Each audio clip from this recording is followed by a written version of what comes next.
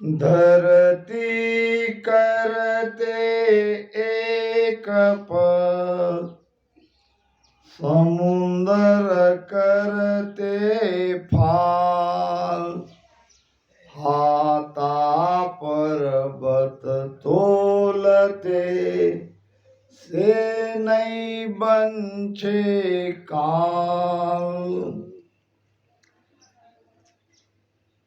तीन लोक बाजी हर मांडी, जन्म मरण है गेलो। या में दुखी वो मत कोई, ज्ञान विचार रस सहलो। बहुत बड़ी बात महाराज कह रहे हैं कि अरे भाई ये तीन लोग जो है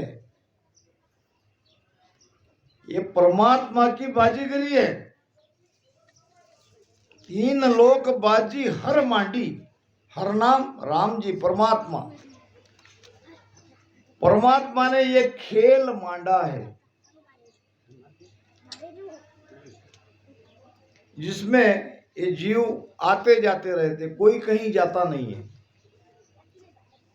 अभी देख लो हमारे संदीप की बात ले लो, एक है नित्य मृत्यु, एक है मृत्यु। नित्य मृत्यु होता है मगर हम उसके तरफ ध्यान नहीं देते। जब मृत्यु हो जाती है और जब कभी अब बाद में वो दिखने वाला नहीं है तब दुखी होते हैं, रोना पिटना प्रारंभ होता है। मगर इसको समझो, मृत्यु क्या है। जब छोटा सा बच्चा था ये संदीप, ऐसे हाथ में पकड़ा, वो शरीर कहाँ चला गया? वो तो चला गया। थोड़ा बड़ा हुआ, दिन ब दिन हम मर रहे हैं, किसी को खबर नहीं इसकी। हम खुशी मनाते हैं कि बड़ा हो गया, अब स्कूल में जाएगा, अब पढ़ेगा, मगर वो कहाँ चला गया उसका वो शरीर। फिर आगे जवानी आती ही ये भी शरीर चला गया, उसमें और परिवर्तन हो गया। फिर आता है बुढ़ापा, और परिवर्तन हो गया। फिर आती है मृत्यु, ये भी परिवर्तन है। मृत्यु नहीं है, ये हमारी समझ है। महाराज ने कहा है कि ये सब उसकी बाजीगरी है। इसमें दो रास्ते हैं तीन लोक में आने के जाने के। एक रास्ता है जन्म का, एक रास्ता है मृत्यु का। जन्मने वाला भी तीन लोक में आता है, मरने वाला भी तीन लोक में ही रहता है। ये बात अलग है कि ये परिवार से उसका संबंध विच्छेद हो गया, हो सकता है आगे आए, वो बात अलग है। तो मृत्यु को सुखर बनाने के लिए ही भक्ति करनी आवश्यक है। क्या राम नाम लेने वाले राम से नहीं मरते? नहीं, क्या मरते हैं? फिर राम से भी मरते हैं, भक्ति न करने वाले भी मरते हैं, दूसरी भक्ति करने वाले मरते हैं। भक्ति करके क्या लाभ? भक्ति करके इतना लाभ है, मृत्यु का खौफ नहीं रहता है। हम और आप समझ लेते हैं मृत्यु किसकी होती है, क्योंकि जो अदर हमारा आत्मा है हम वहां तक पहुंचने की कोशिश करते हैं, और जो वहां तक पहुंच गया उसका मृत्यु का आभास भी नहीं होता। एक जैसे ये चोला छोड़ते हैं, ये चोला छोड़ने जैसी वो स्थिति हो जाती है। हमारी मृत्यु नहीं है, मगर समझ न होने के कारण दुखी होते हैं। अच्छा, दूसरी बात, संतों ने कहा है क्या तुम और हम ही मरे? इसके पहले किसी की मृत्यु नहीं हुई। भगवान गौतम बुद्ध की एक शिष्या थी गौतमी, 25 वर्ष का, जिसका जवान लड़का था वो मर गया एकाएक। अब भगवान गौतम बुद्ध की शिष्या होने से जब उसे पता चला कि बेटा चला गया, रोने लगी और रोते रोते उसे याद आया कि मैं तो भगवान गौतम बुद्ध की शिष्या हूं, महात्मा जी तो पहुंचे हुए, हो सकता है मेरे बेटे को वो जीवित कर दे, जाना चाहिए। गई, रोते रोते महात्मा गौतम बुद्ध के पैर में गिर गई, कहने लगी भगवान मेरा एक ही बेटा था, वो चला गया, कृपा करके आप मुझे मेरे बेटे को जीवित कर दो। भगवान बुद्ध ने कहा मई ठीक है, अगर तुम कहती हो तो तुम्हारे बेटे को मैं जीवित कर देता हूं। इतना कहते ही आशा से महात्मा गौतम बुद्ध की तरफ देखने लगी कि यहाँ काम होने वाला है, मेरी कोख उजड़ने वाली नहीं है। भगवान बुद्ध, मुझे विश्वास था कुछ न कुछ करेंगे। मैं आगे की बात तो सुनो, मैं तुम्हारे बेटे को जीवित करता हूं, मगर क्या, मगर कुछ भी कहूं मैं मानने को तैयार हूं। ऐसे मुझे कुछ अनाज की आवश्यकता है, एक मुट्ठी भर,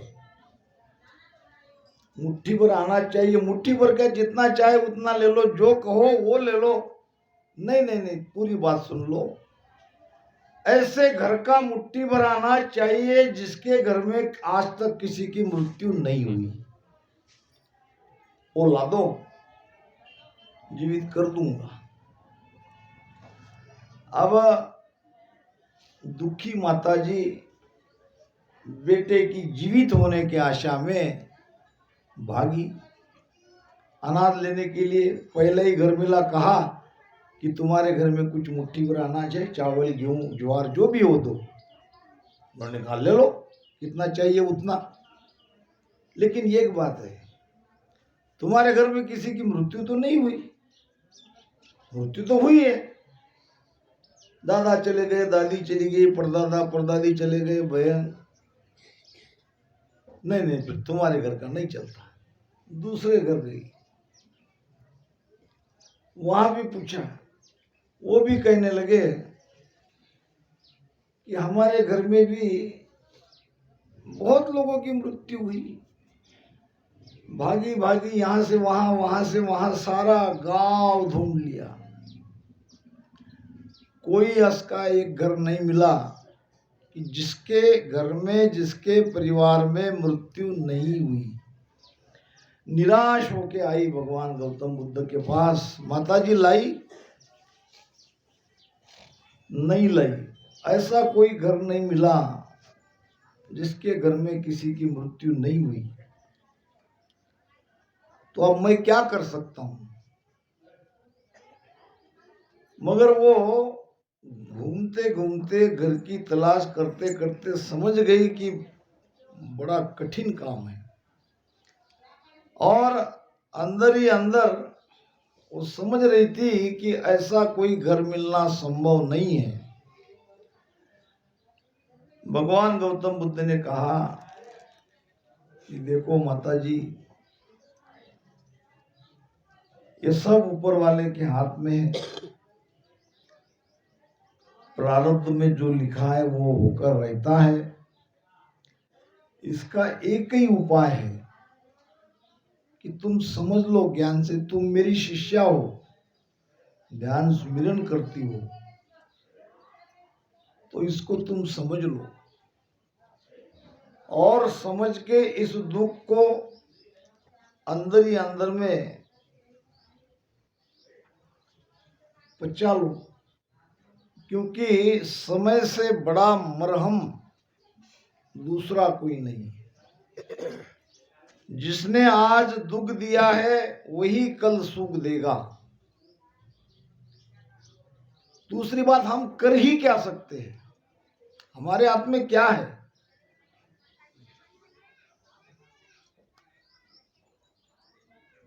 महाराज कहते हैं, सर्व दुखी लो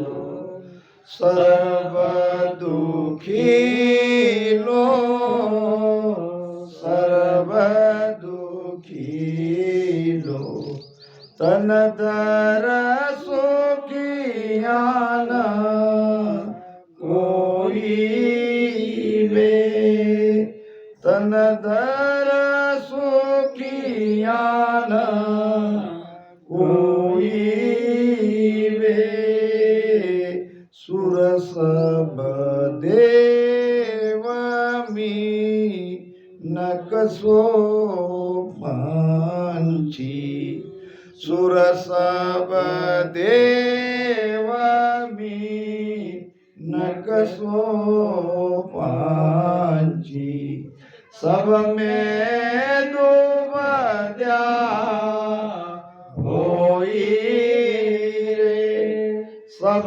में डूबद्या होई रे, सर्व दुखी लोग। जिसने तन धारण किया है वो दुखी है, सुखी हो ही नहीं सकते। सुख का आभास मात्र है, सुखी लगते हैं, सुखी दिखते हैं। सुखी दिखना अलग बात है, सुखी होना अलग बात है। सुखी कौन है? सुखी कब बनते हैं? तन दुखता दिन जावसी, जा दिन धरे न देह। जिस दिन ये शरीर धारण करने का कारण मिट जाएगा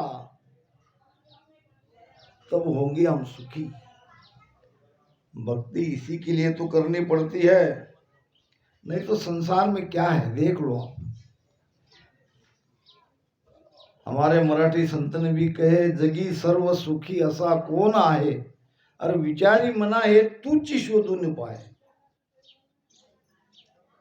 जा देखा जा दुखिया बाबा,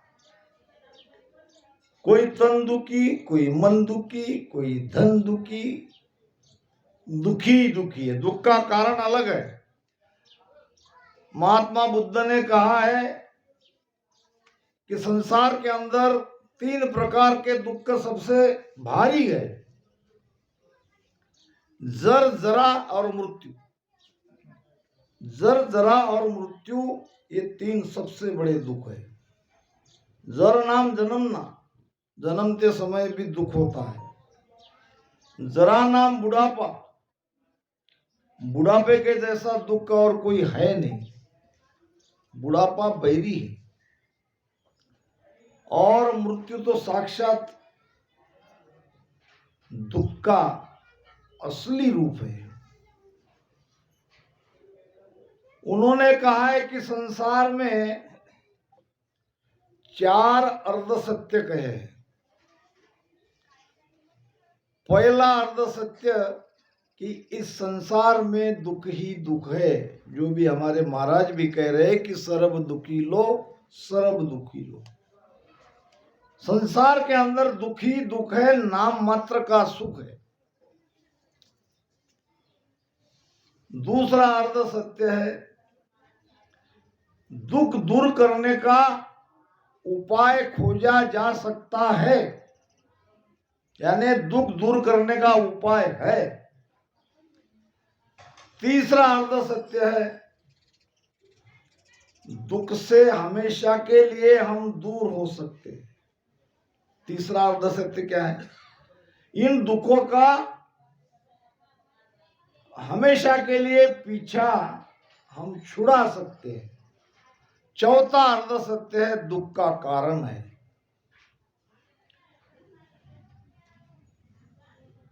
चौथा अर्ध सत्य कहा है कि दुख का कारण है। अब दुख का कारण क्या है? भ्रम और अज्ञान। भ्रम और अज्ञान ही दुख का मूल है। अज्ञानतावश हम शरीर को मेरा मान बैठे।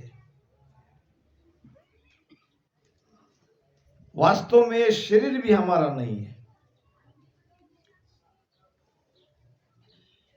घर की नारी क्या कहे तन की नारी नाय। ये तन रूपी नारी भी तो हमारी है।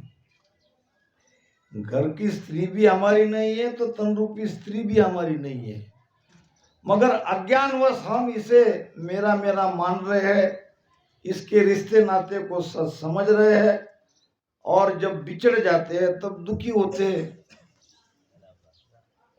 यही है अज्ञान। अज्ञान कब मिटेगा?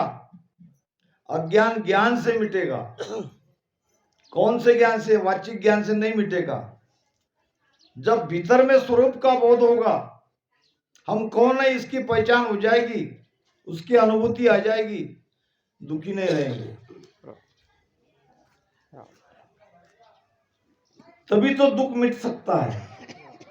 अज्ञान जाता है ज्ञान से, वो ज्ञान भीतर के ज्ञान से। और भ्रम जाता है शब्द के जगने से। जब तक शब्द जागरूक नहीं होता भ्रम नहीं जाता, चाहे लाख उपाय कर लो। के सुख राम शब्द जो रावर पाया सुपत आवे राम। के सुख राम शब्द जो रावर पाया सुपत आवे। बिन पाया नर कह बहु तेरो। बिन पाया नर कह बहु तेरो। दिल का भरम न जावे वो संतो लेख्याई चरण भारी। शब्द के जागृत हुए बिना भ्रम जाता नहीं। तो इसके लिए भजन ही करना पड़ेगा। काल काल सब कहे कालन चीने कोय। क्या कहते? सभी कहते काल काल काल।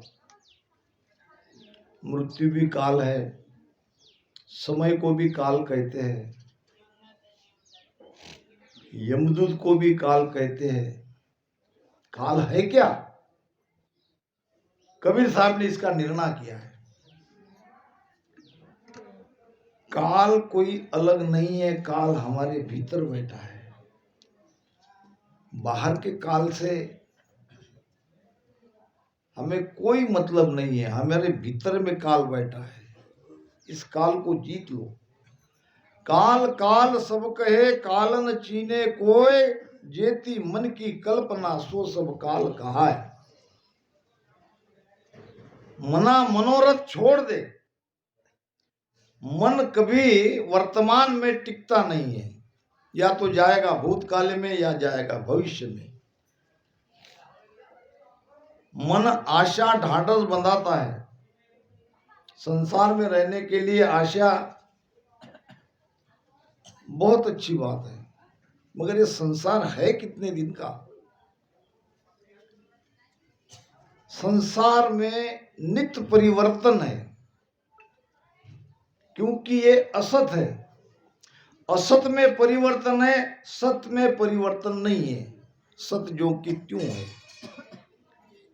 तो काल को जितना है तो सत को खोजो, और सत हमारे तुम्हारे अंदर है।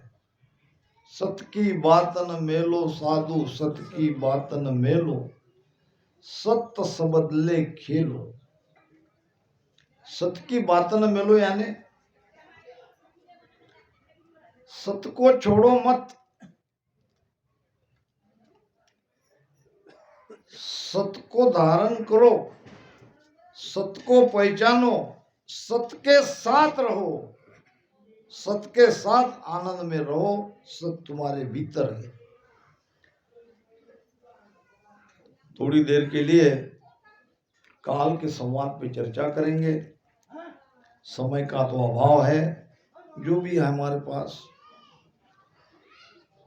क्योंकि आज तो कोई ज्ञान ध्यान की भेद की चर्चा यहाँ नहीं हो सकती, करना भी नहीं चाहिए। कल कह रहे थे हमारे कृष्ण महाराज, कोई उनके साथी उठ के चले गए।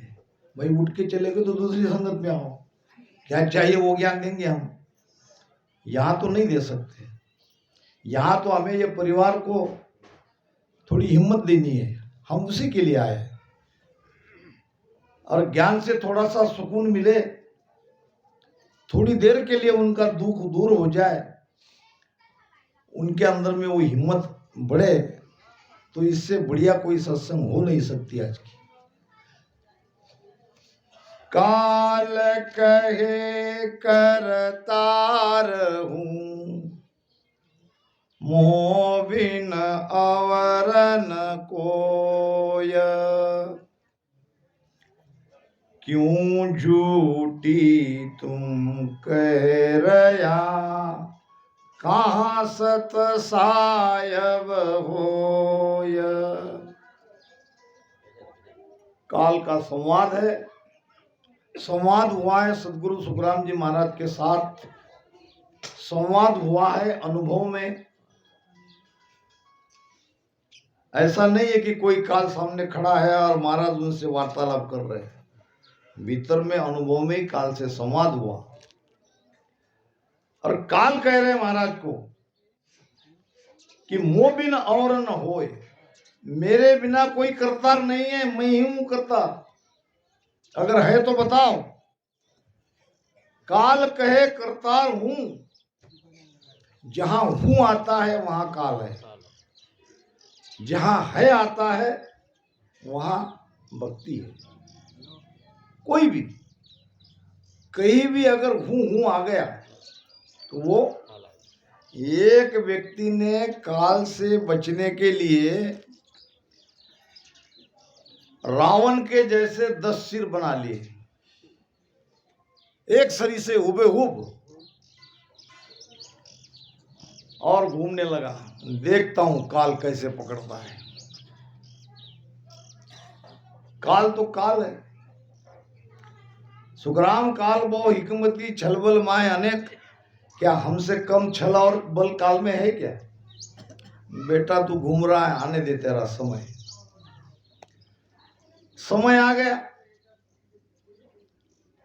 और ये मस्त घूमने लगा बेखौफ। काल आया मनुष्य बन के, मनुष्य बन के आके कहने लगा वाह, क्या किया? तारीफ, क्या बढ़िया, एक शरीर से मस्तक बनाए हैं। भाई मान गए आपको।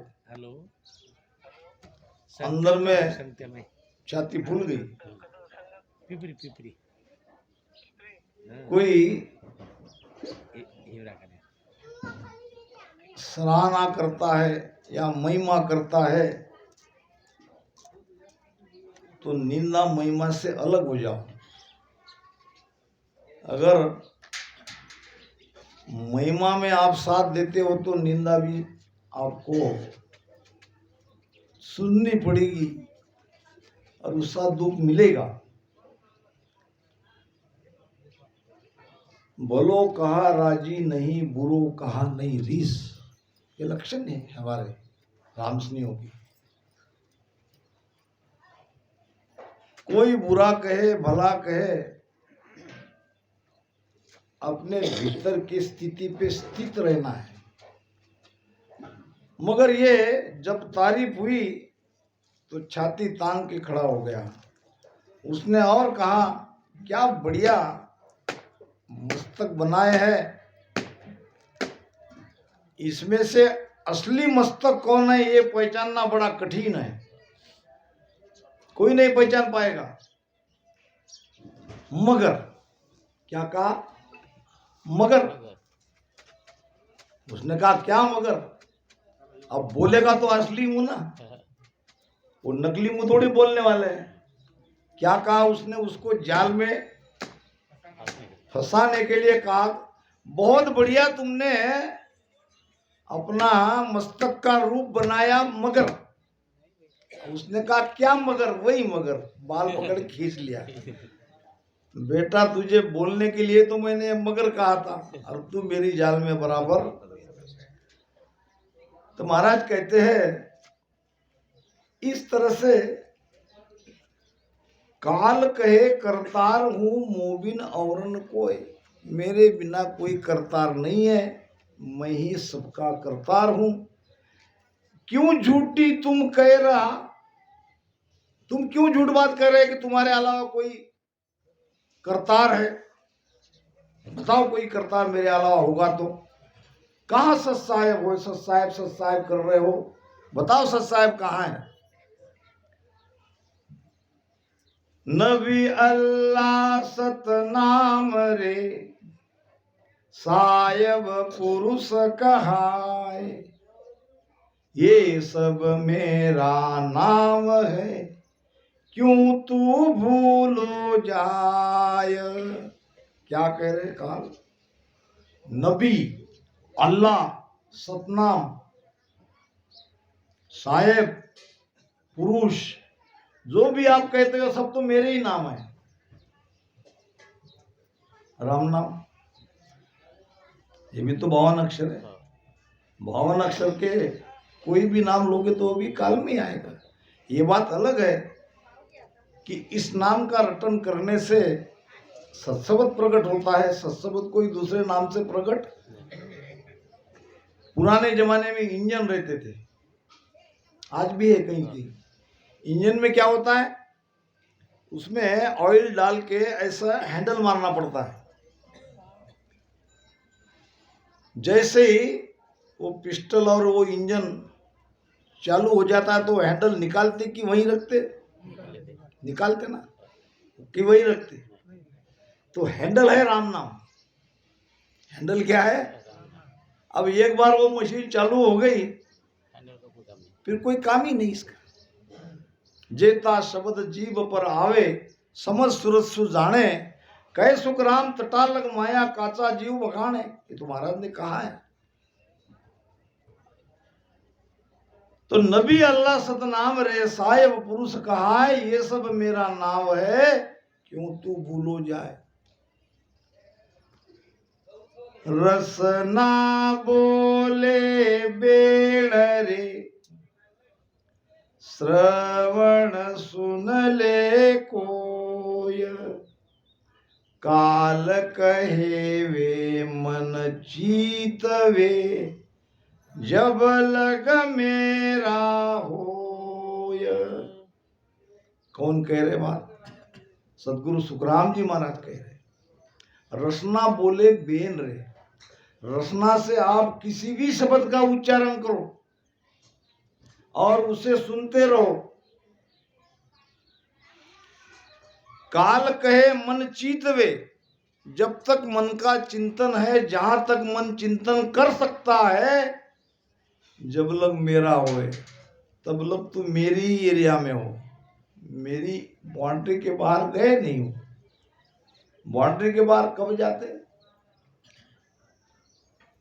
काल की हद कहां तक है? काल बैठा कहां है? संतों का प्रमाण लेना पड़ेगा। सुकमण मंदे बसे निरंजन मूंदे दसवा द्वारा। कहां बैठा है? सुकमणा नाड़ी के आखिरी छोर पे। सुकमणा नाड़ी कहां तक जाती है? 10वें द्वार तक। हमारे शरीर के अंदर में प्राण निकलने के 10 द्वार है। वैसे तो निकास का 14 दरवाजा, हंस दसो दिस जाई। वैसे तो दरवाजे 14 है, मगर प्राण निकलने के 9 द्वार है। 9 खुले हैं, एक बंद है। ये 10वां द्वार है बंद, उसे अंदर से खोलना पड़ता है।